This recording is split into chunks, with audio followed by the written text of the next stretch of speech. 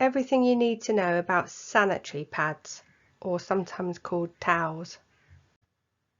Now there are lots of different shapes and sizes for disposable sanitary towels or pads.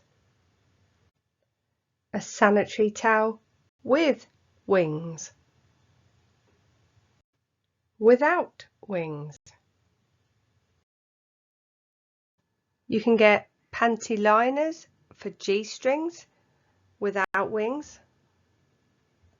You can also get washable cloth menstrual pads, which you can wash through and reuse, so it's better for the environment. So unwrap the sanitary pad, there's usually a label, and then fold it out. And peel off the strip, and this is the sticky part. Pop the sanitary towel into your knickers with the sticky side onto the fabric. Fold the wings out. Then you tuck them over the gusset, which will hold the pad in place. So it looks like this.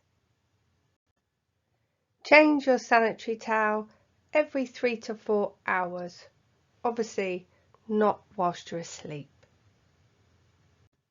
And then you can wrap it in a tissue. Always dispose of your sanitary towels into a bin. And use a sanitary bin if one is available.